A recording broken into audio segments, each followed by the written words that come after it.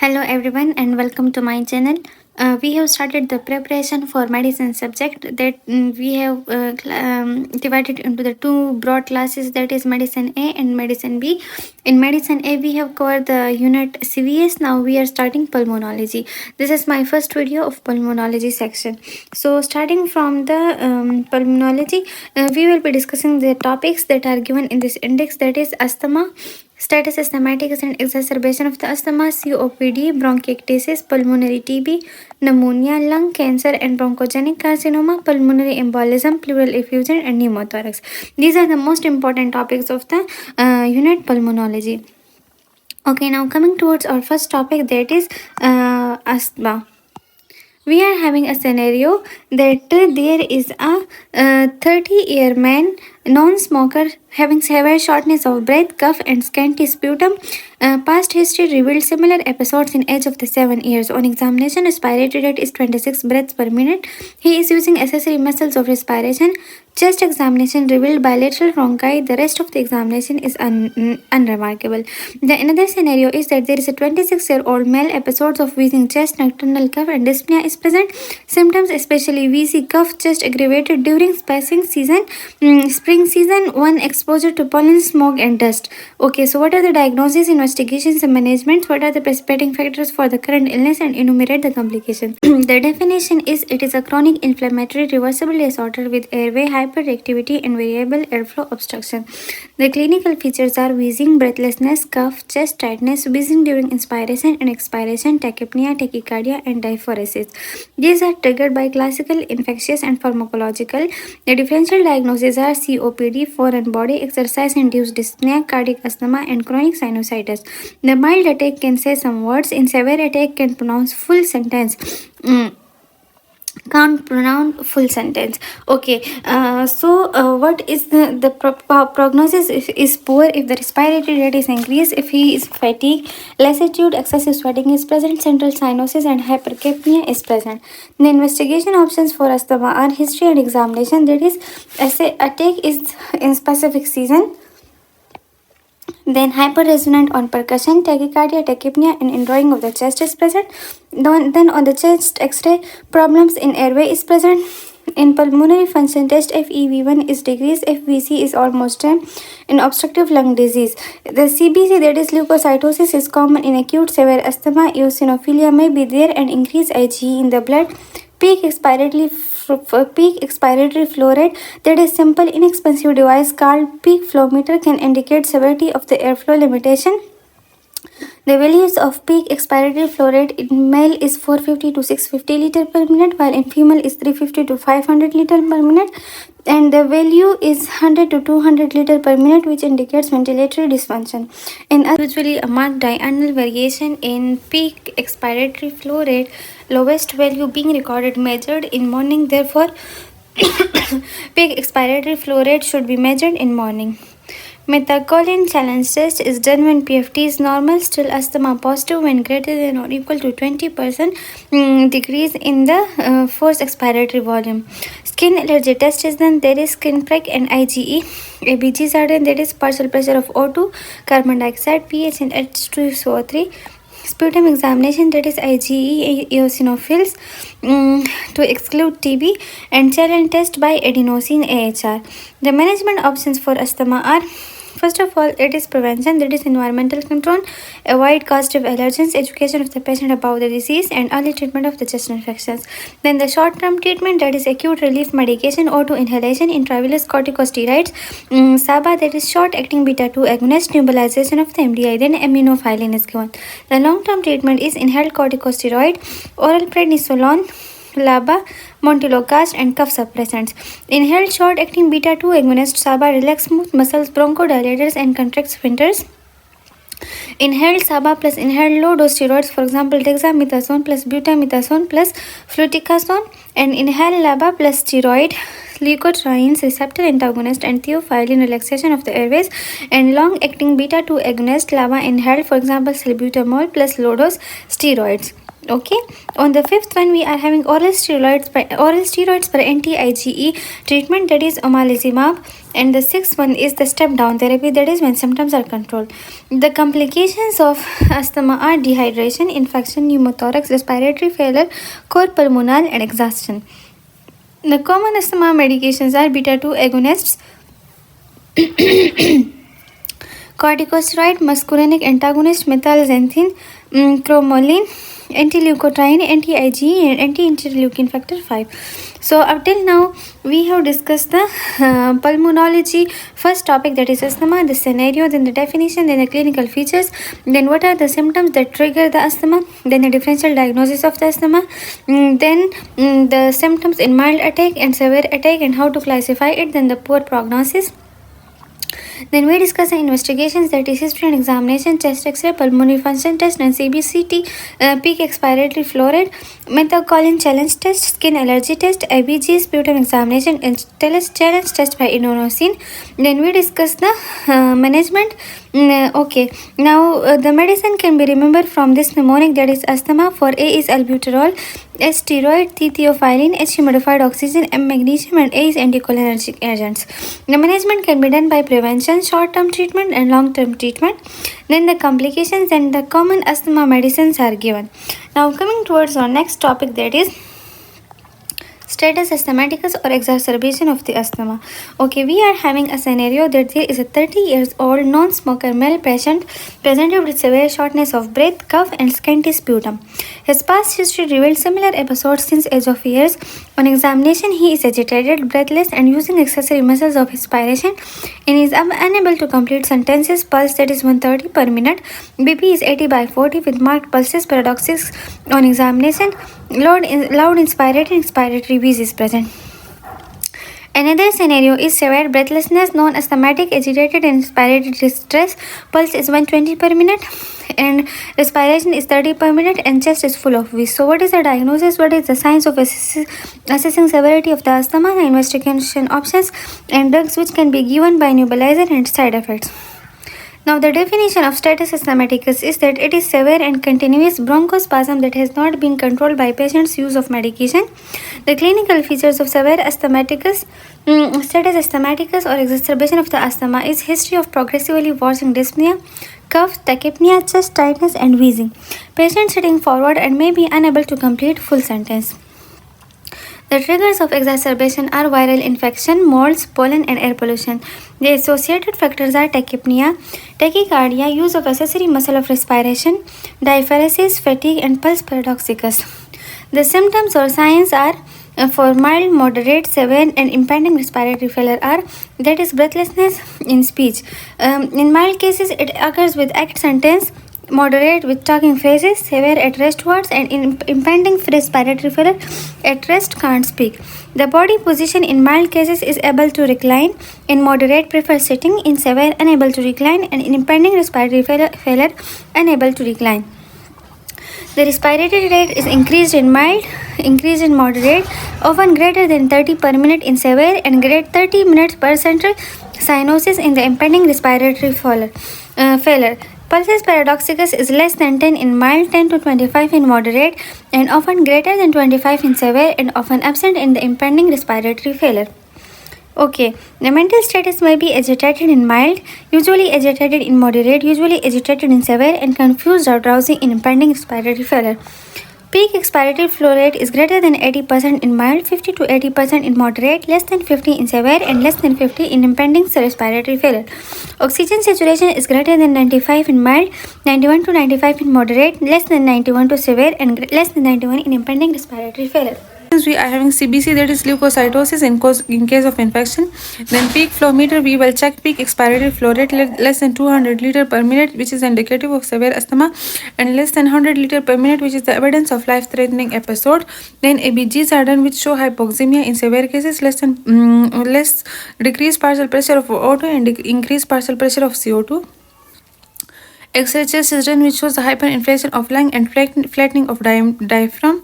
Then management, which shows O2 inhalation, high concentration and humidified to keep partial pressure of saturation of oxygen greater than 92%. Okay, for management, we will do first the O2 inhalation. Then the bronchodilators are given to the SHABA, which are short-acting beta agonists or first-line agents. Meter dose 4 to 8 puffs and nebulizer 2.5 to 5 mg every 20 minutes. Systemic steroids are given, intravenous hydrocortisone, then ipratropium is given, that is 4 to 8 puffs. Intravenous magnesium is used, which is bronchodilation in case of peak expiratory flow rate less than 30%, and antibiotics are given if there is fever and purulent symptom or leukocytosis is present. Then assisted ventilation is provided, that is mechanical ventilation is a necessary life-saving procedure in case of coma, confusion, drowsiness and deterioration of the ABGs. Recovery is gradual. Sudden cessation of therapy often leads to recurrence of severe asthma, hence treatment should never be discontinued or reduced abruptly. Epinephrine is given subcutaneously, that is 0.3 to 0.5 per 15 to 20 minutes. Then intravenous aminophylline or intravenous salbutamol is given if no response of the following infusion occur. So up till now we have discussed the topic status asthmaticus or exacerbation of the asthma. First, we have discussed the scenario, then the definition, the clinical features, then the triggering factors of the exacerbation, then associated factors, then what are the symptoms and signs of mild, moderate, severe, and impending respiratory failure, then investigation options for CBC, peak flow rate meter, ABGs, X-ray chest, and the management options, which are O2 inhalation, bronchodilator, SABA, systemic steroids, ipratropium, intravenous magnesium, and antibiotics, assisted ventilation and recovery, epinephrine, and intravenous aminophylline or intravenous salbutamol. Now coming towards the chronic obstructive pulmonary disease. We are having a scenario that there is a 60 years old male patient, cigarette smoker, history of cough and shortness of breath on mild exertion for the last 7 years. On examination, plethoric facies, centrally cyanosed, barrel-shaped chest, respiratory rate is 24 per minute. X-ray chest show hyperinflated lung fluids. So what is the diagnosis, investigation, complication and treatment? The definition is that it is a disease state characterized by presence of airflow obstruction due to chronic bronchitis or emphysema. Airflow obstruction is generally progressive. Impairment of lung function is largely fixed but may partially reversible by bronchodilator therapy. Airflow obstruction is due to chronic bronchitis, that is clinical disorder characterized by productive cough on most of days for at least 3 consecutive months for more than 2 successive years. Emphysema is abnormal alveoli and permanent dilatation of the air spaces lying beyond terminal bronchioles, accompanied by destruction of their wall, is known as emphysema. Okay, so blue border is chronic bronchitis and pink puffer is emphysema. Now, risk factors or causes of the COPD. These are smoking, air pollution, alpha-1 antitrypsin deficiency, genetic factor, that is elastase overproduction, destroy lungs, and airway hyperactivity. The clinical features are cough, plethoric facies, expectoration, dyspnea, increased respiratory rate, barrel-shaped chest, central cyanosis, chronic bronchitis, blue borders, and pink puffers, this is the pollel, which shows that P for pollution, O for occupation, L for low birth weight, L for lungs growth, I for infection, and low socioeconomic status. Okay, these are the clinical. The pollel are the risk factors, and these are the clinical features. Other clinical features are wheezes, crackles in case of infections, breathlessness, morning headache, and physical signs centrally cyanosed.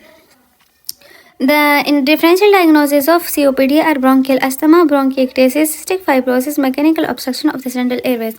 Now, the investigations for COPD are X-ray chest, that is may be normal, may show hyperinflation, then blood count to find cause of dyspnea, anemia, increase RBCs production due to hypoxia, and increase eosinophils to exclude asthma. Then we are having alpha-1 antitrypsin to confirm emphysema, then spirometry, that is FEV1 divided by FVC, which is decreased, and this is the diagnostic test. Then the lung volume in which space is increased and obstruction is present, exercise test for dyspnea is done, pulse oximetry is done for O2 saturation, HRCT is done for high resolution CT, and ABGs is done in advanced cases, shows hypoxemia and hypercapnia. The management options for COPD are general measures, which are stop smoking, drink hot fluids, Okay, steam inhalation to liquefy sputum, cough suppressants and contraindicated, and chest physiotherapy is done. The medical management are odotherapy, salbutamol and ipratropium bromides, inhaling bronchodilators, theophylline third line agents in COPD, oral corticosteroids, antibiotics to treat acute bronchitis or to treat severe exacerbation of the COPD. The surgical treatment is balectomy, lung volume reduction surgery, lung transplantation. It is a choice of treatment in severe OPD. The vaccines that are given are yearly influenza vaccine and 5 yearly pneumococcal vaccine. The prognosis depend on age.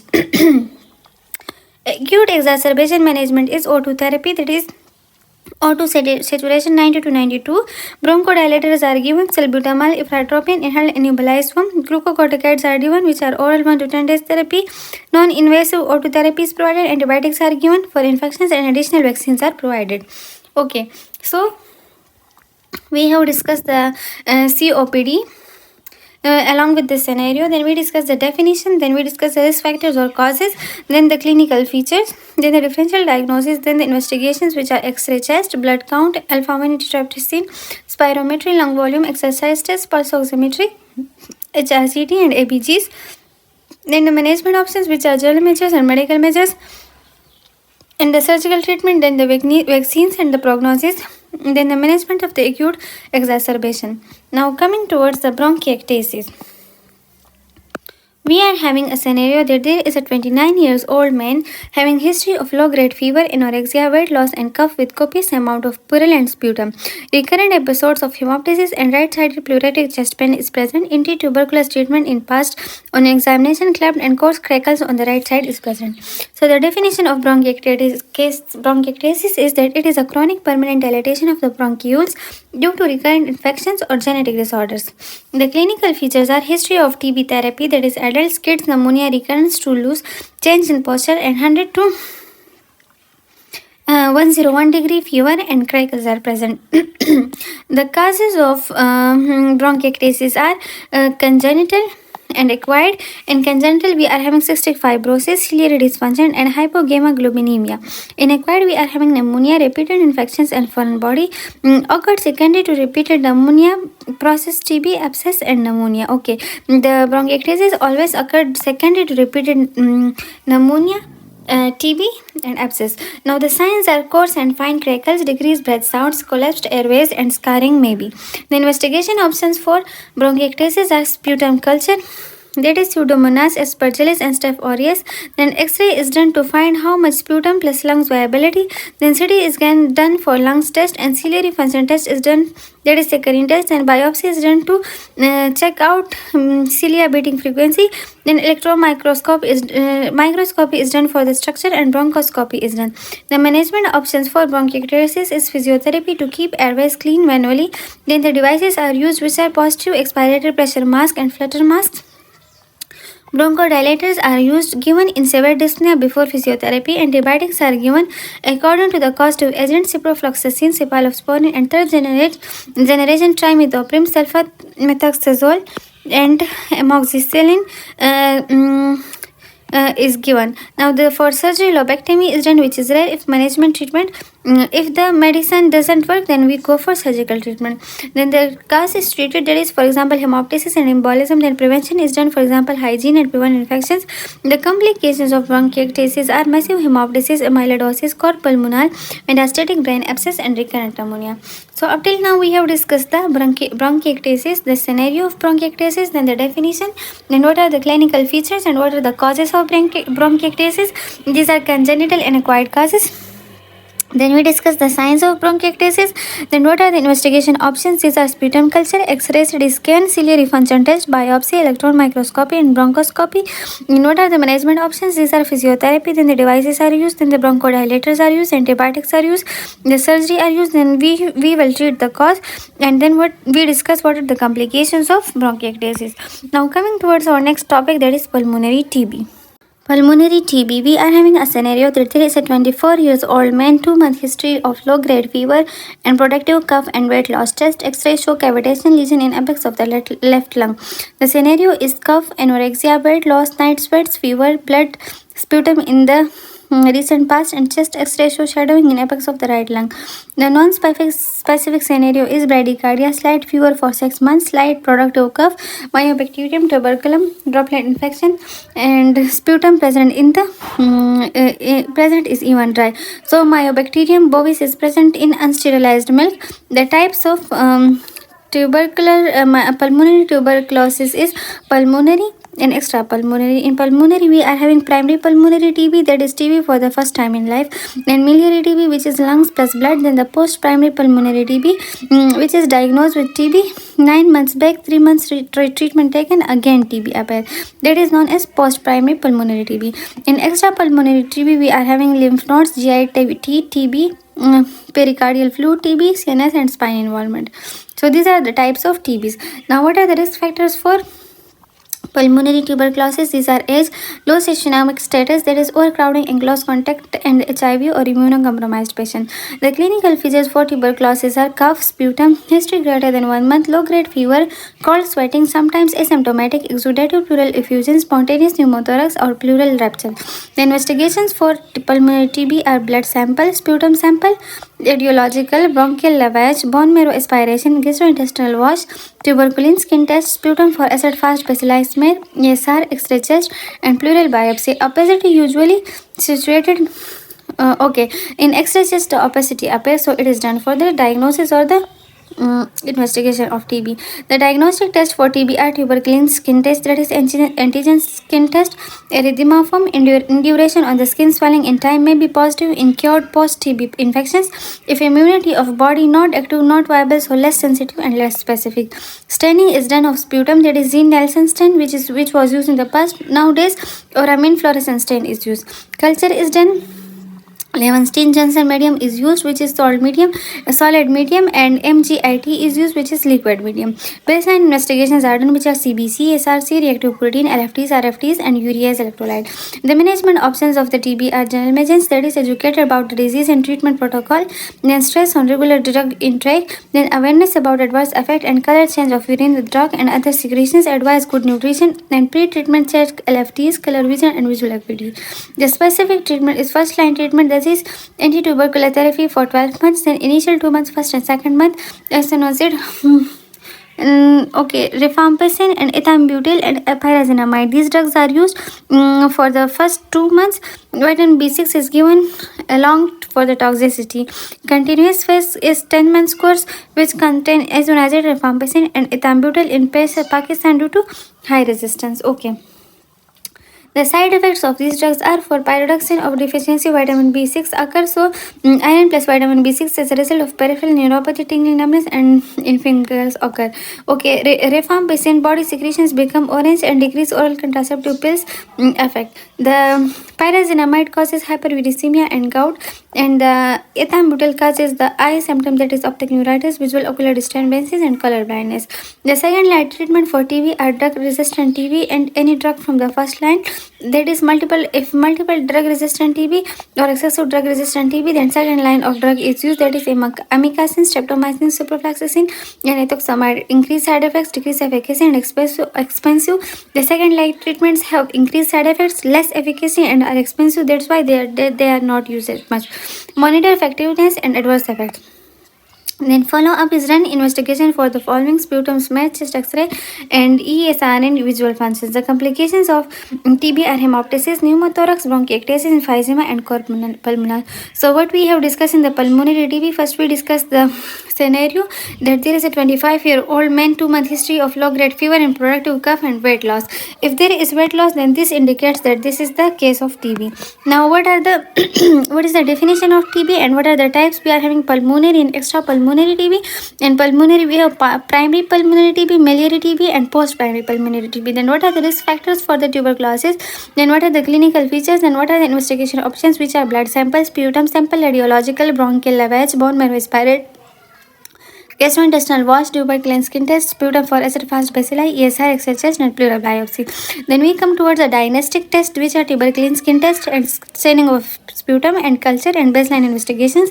Then we will provide the management. In first we will do the general management, then the specific management. In specific management, we are having the first line treatment and the drugs and its side effects. Then the second line treatment and the second line drugs. Then we discuss the follow up for the TB and then the complications. In the next video, we will discuss the pneumonia, and the rest of the topics will be discussed in the next video. Thus, we will cover the pulmonology subject. In this video, in this section, we have discussed the asthma, then status asthmaticus or exacerbation of asthma, then COPD and bronchiectasis and pulmonary TB. The rest of the topics will be covered in the next section. Thank you.